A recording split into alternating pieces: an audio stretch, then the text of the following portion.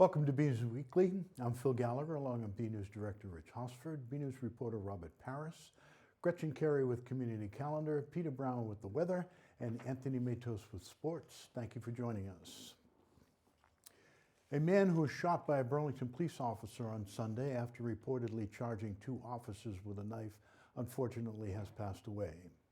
Middlesex DA Marion Ryan and Burlington Chief of Police Thomas Brown announced that Paul Quartermanche, 42, the man involved in an officer-involved shooting in Burlington, had died from his injuries. According to police, on January 23, at approximately 12:08 p.m., Burlington police received a 911 call from Paul Quartermanche, who stated he was having some mental health issues. Quartermanche allegedly told the officer that he had a knife and that he was unsure how he would respond when the officers arrived. Quartermanche remained on the phone throughout the incident. Two officers were dispatched to Lord Barron Apartments on Barron Park Lane and instructed to wait outside until the arrival of additional personnel, the release states.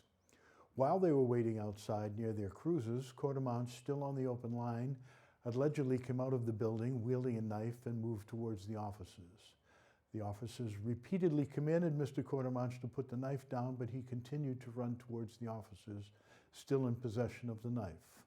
One of the officers discharged a less than lethal round, a rubber bullet, which was unsuccessful in stopping him. Still wielding the knife, Mr. Quartermanche continued to advance toward the second officer, who discharged the department-issued firearm, striking Quartermanche. One of the officers sustained minor injuries during the incident. The two responding officers were transported to an area hospital and later discharged. This is an open and ongoing investigation. The Burlington Public Schools administrators informed the school committee on Tuesday about a new COVID-19 protocol issued from the state that changed how cases are traced and testing is done. Superintendent Conti and Assistant Superintendent Larkin said that in accordance with the Department of Elementary and Secondary Education and the Department of Public Health, the district is updating the COVID-19 guidelines with changes that began on Monday. This guidance states that there is no longer the expectation that close contacts will be identified, and therefore any potential contacts do not need to quarantine. Instead, schools should shift their focus to monitoring symptomatic individuals. In a memo sent to schools last week from Commissioner of Education Jeffrey Riley, he stated the data show that transmission from close contacts is a rare occurrence in schools, and that therefore extensive contact tracing and associated test and state procedures are not adding significant value as a mitigation strategy, despite the demand they place on the time of school health staff and school staff at large. As a result, they are recommending that school health personnel increase their focus on identifying symptomatic individuals rather than monitoring in close contacts who are unlikely to spread or contact or spread the virus.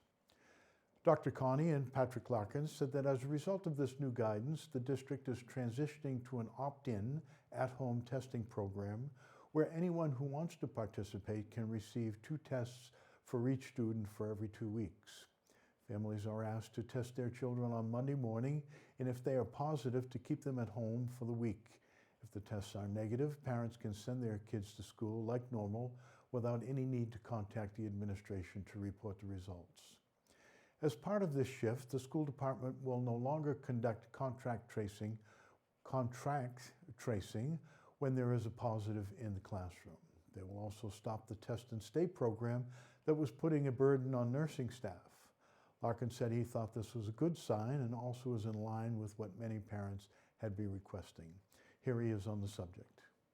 So I'm optimistic. I'm hoping this means that we're getting back to kind of the way things were pre-pandemic. I'm hoping we don't have any bumps in the road as we move forward into the spring. That's my hope. We can talk about removing masks when the opportunity arises. So that's what we're all hoping for at this point. Burlington Public Schools is set to receive federal funds for a joint venture with Woburn Public Schools to ensure all students have access to primary health care. Superintendent Conti and Assistant Superintendent Larkin gave an overview to the school committee about the funds during Tuesday night's meeting. They said they worked with State Senator Cindy Friedman, who advocated for the two communities to get an earmark from the Federal American Rescue Plan Act, also known as ARPA, through the state for a total of $300,000. The funds will be used to develop a pilot program in partnership with area primary care practices to deliver primary care health services to low-income children enrolled in public schools in the town of Burlington and the city of Woburn. It is still in the early stages, and the two districts have through 2027 to use the funds. Conti said the ARPA funds are meant to be seed money, and they will want to create a program that can be sustainable in the long run. Patrick Larkin added that ensuring all students have access to primary health care is part of the district's mission to ensure equity to everyone. Here he is again. It just comes down to our equity statement about supporting students and giving them whatever they need to develop and be in school. So they can't be in school if they don't have the health care they need, the physical forms, the immunizations, and it's difficult to welcome them and do their registration work and tell them, come back when you have a physical. There's this place called Lynn that you don't know about, and you may not be able to communicate with the people at the clinic there depending on where they're coming from. So it's, again, if we're really going to live our equity statement that you all developed, we're trying to do more to support these students and their families and get them in schools.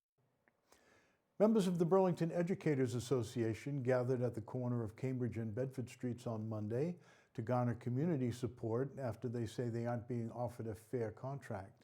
BNEWS Director Rich Hosford went to check it out and files this report. Burlington educators braved chilly conditions to hold signs and wave at passing vehicles who often beeped in support as they work to get what they consider a fair contract from the Burlington School Department. The rally held Monday afternoon at the intersection of Cambridge and Bedford Streets was a way to garner public support for the Burlington Educators Association as they negotiate with the school committee. So I am on the CAT team, which is the contract action team, and we organize this visibility to get the community involved, knowing that we want a fair contract, and the school committee has not come to the table with a fair contract at this point, and we've been fighting for over 2 years. So what concerns with the negotiations do the teachers have? We do have one of the longest school years for teachers in the state. So we go to school 187 days, so we have 7 extra days without kids. Also, we haven't gotten a COLA increase, so there hasn't been any sort of salary raise in a while. We know right now with inflation, cost of living, like at least to get that kind of bump. And our elementary school teachers have flex time, and the school committee wants to eliminate that prep time for them. So definitely, there are things that we feel like it would be an unfair working condition.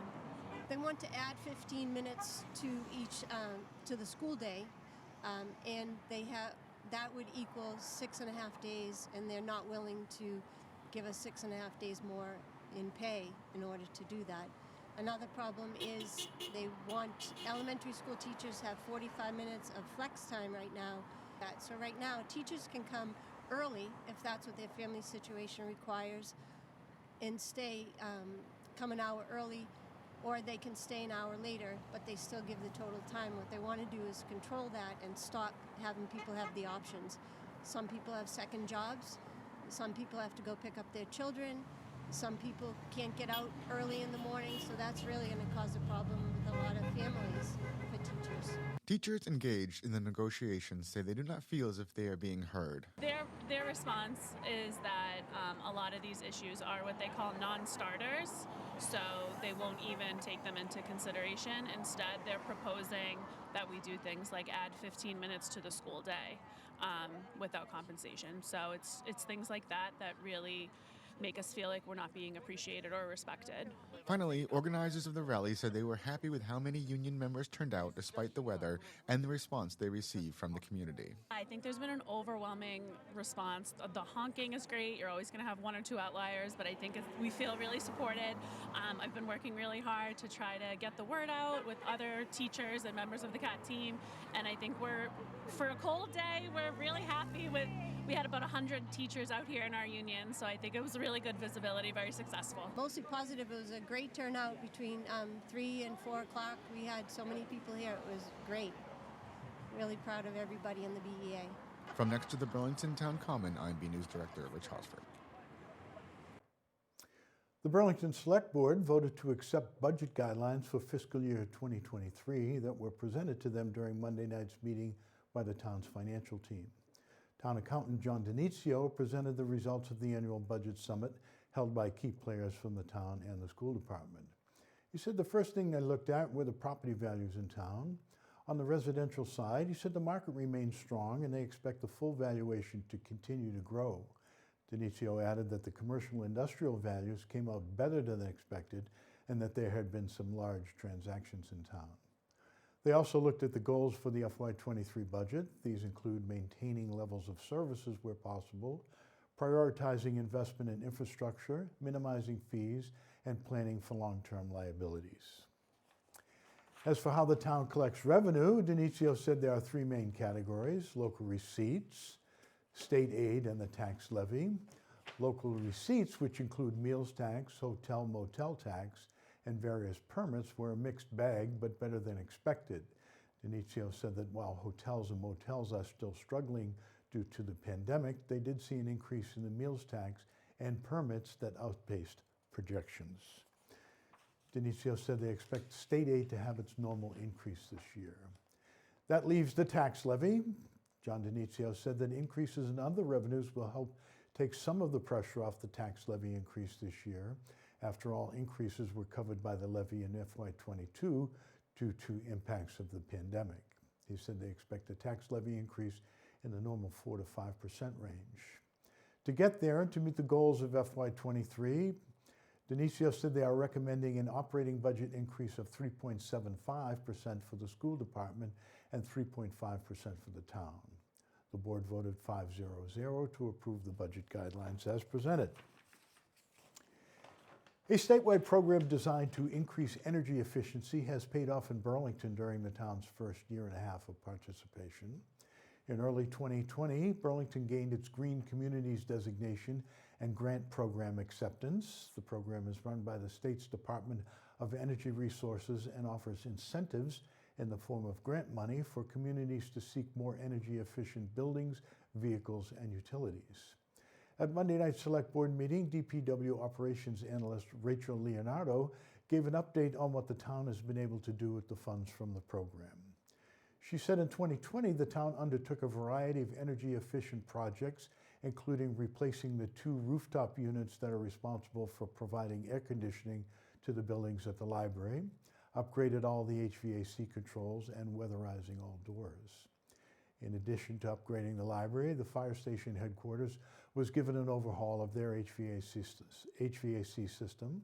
A new split system was installed, replacing the old unit and ensuring more efficient heating and cooling in the building. The town also replaced 4 remote terminal units, a microprocessor-controlled electronic device at the Human Services Building, and replaced all town building lights, including at the schools, with LEDs. Leonardo said these projects cost roughly $1 million, but thanks to being enrolled in the program, the cost of the town was only $140,000. In 2021, the town used a $154,000 grant from the Green Communities program and a $100,000 grant from the Federal American Rescue Plan Act for further weatherization of the fire department and all the elementary schools and middle school. The goal was to get 20% reduction in energy use in town in 5 years, and in the first 18 months, they have achieved a reduction of 6.9%. Members of the Select Board applauded the successful use of the grant funds. Let's take a look. They are doing a wonderful job on our behalf, on the town's behalf, so thank you guys.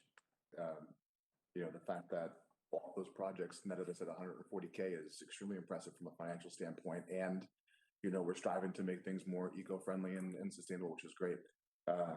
So keep up the great work.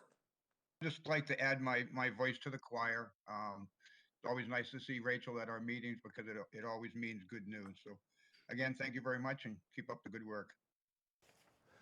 Leahy Hospital is looking to conduct a community health assessment and are asking residents to attend a virtual listening session to hear what information has been gathered thus far and to share their thoughts. Leahy Hospital and Medical Center is conducting a community health needs assessment to better understand the most pressing health-related issues impacting the people living and working in the communities we serve, a press release states. Please join us to hear the key preliminary findings, share your perspective, and discuss potential solutions. There are 2 sessions being held to give residents some flexibility. The first is on Wednesday, February 9 from 8:30 a.m. to 10 a.m.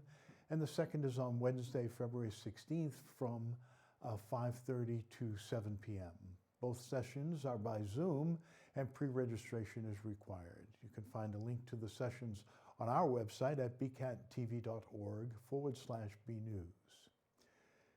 To help incentivize participation, all attendees will be entered to win a $100 Visa gift card. I was going to say 1,000, but there wasn't that extra zero there.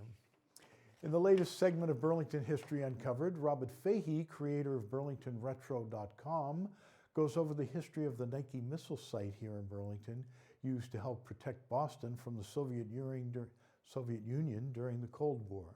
Let's take a look.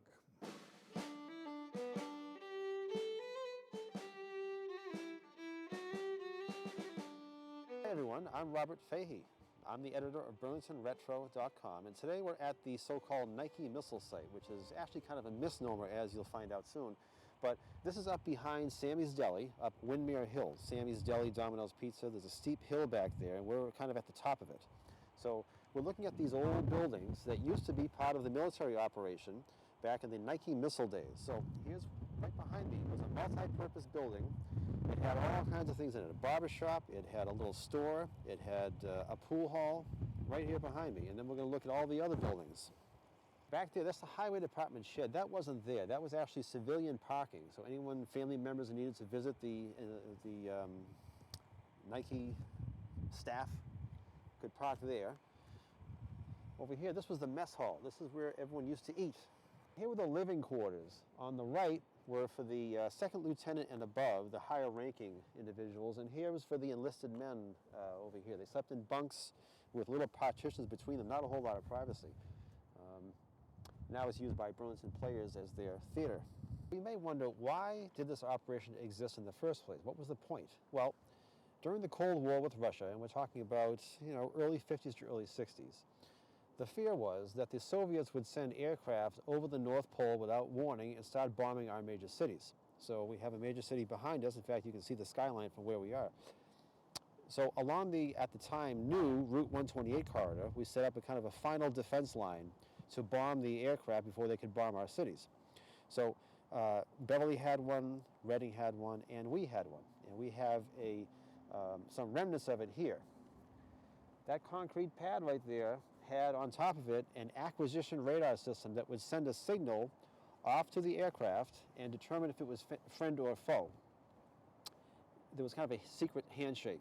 If a signal came back friendly, then we knew it was nothing ominous. If it didn't come back, it would activate the target tracking radar system over there, and there was a system just like it, looked just like it this way, a missile tracking system. Together they would calibrate and they would send a missile to a target. They could attack about 30 miles away. And then behind you was a control room with a guy sitting there 24/7, and he had the red button in his hand to launch the missiles. The missiles were not here. They were a mile away at what is now the Northeastern University campus. The campus opened in 1964 when this operation was all gone. But that's where the missiles were. And if you go to that parking lot, you'll still see there's one silo left. It's kind of a grassy island that looks kind of conspicuous in the middle of the parking lot. That was one of the missile silos. The reason why this became obsolete is because warfare went away from airplanes and to the ICBM. So we didn't have to worry about Soviet aircraft bombing us, because at the touch of a single button, we could all be turned into raisinets. And so technology moved on, warfare moved on. The last time the missiles were even seen was at the opening of the Redstone Shopping Center in Stoneham. But you can still come up here. It's still public property. You can see the concrete pads, and there's evidence of Cold Warfare, even here in Burlington today. And a nice skyline of Boston, and all the buildings are still intact, so you can still educate yourself.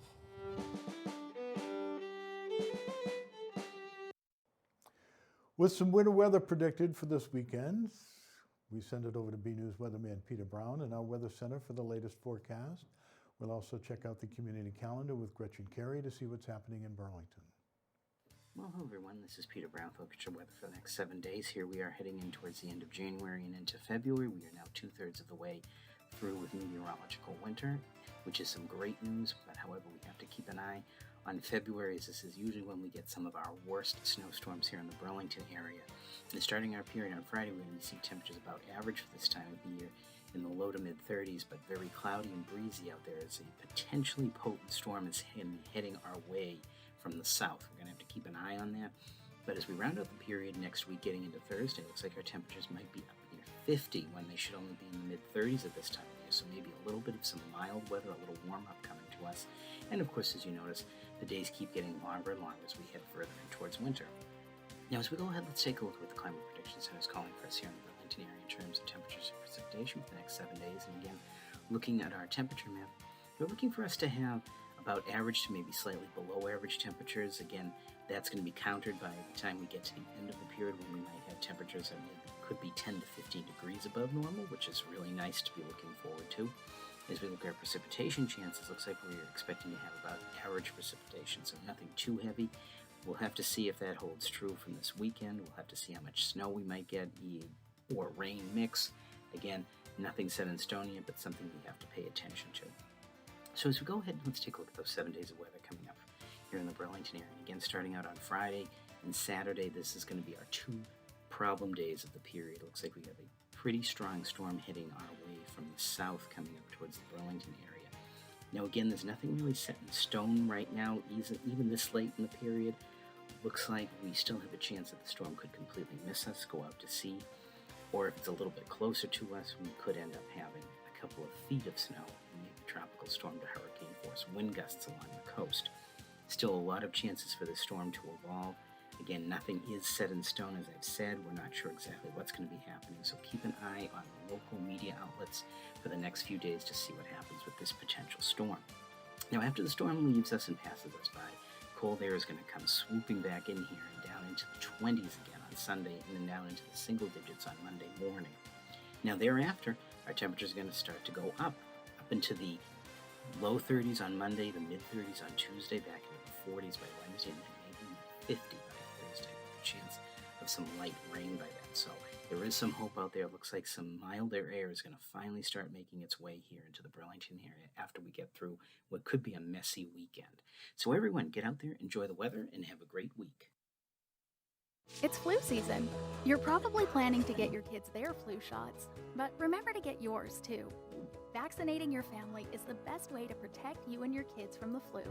Protect yourself. Protect your family. Get your flu shot today. Hey everyone, I'm Gretchen Carey, and this is your community calendar. On February 5th, the Burlington Parks and Recreation Department is having their winter carnival at Simons Park. Everyone is welcome. For more information, go to burlingtonrecreation.org. Also on February 5th, the Burlington Public Library will be having a curbside food drive to benefit people helping people. For more information, go to burlingtonpubliclibrary.org. Another event on the 5th is Cadillac Realty Group is having an open house survival class. For more information and to sign up, go to the following website.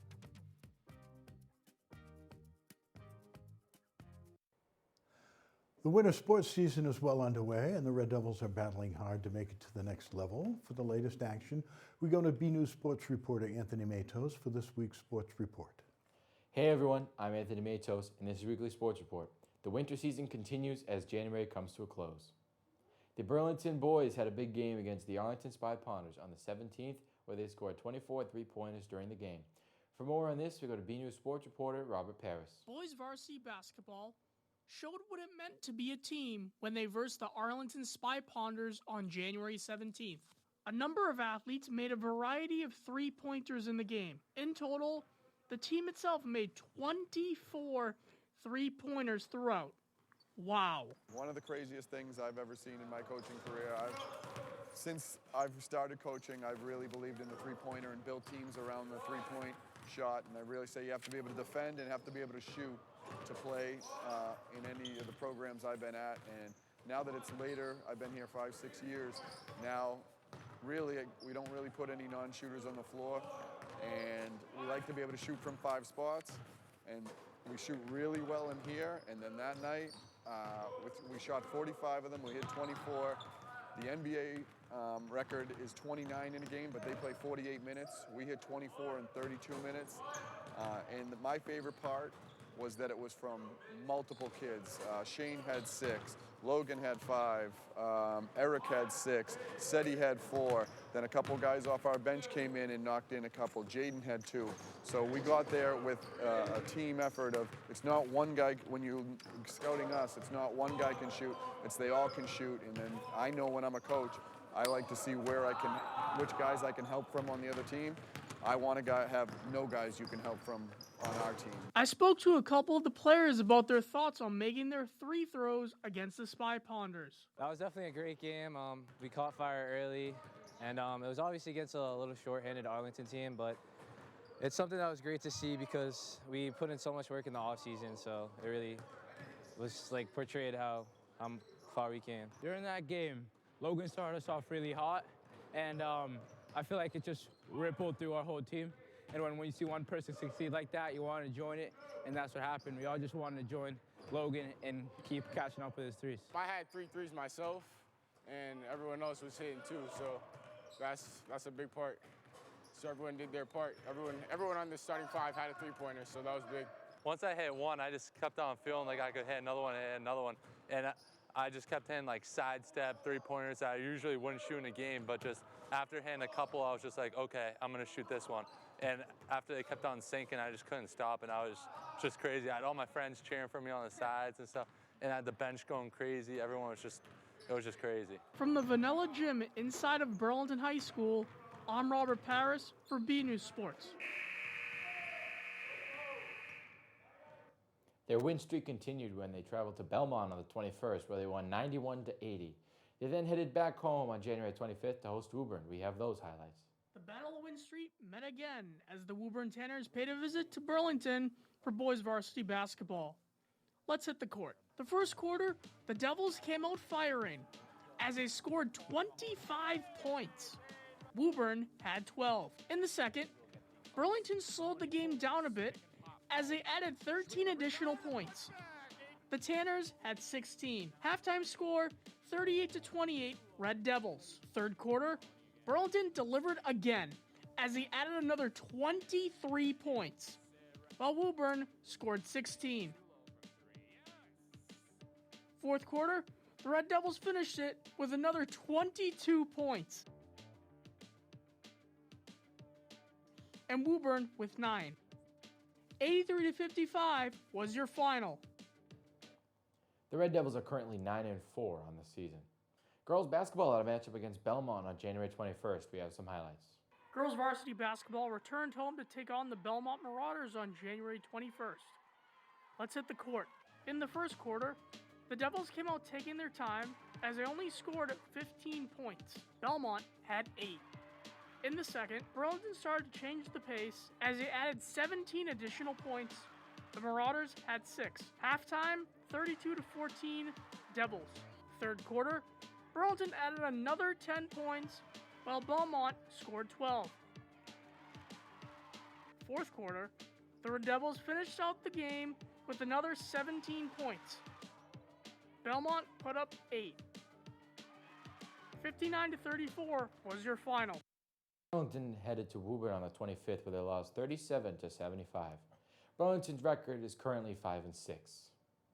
The girls' hockey team versus the Belmont Marauders on January 22nd where they lost 2-3. They then headed down the street to O'Brien Ice Rink in Woburn for a matchup with the Tanners and fell 3-4.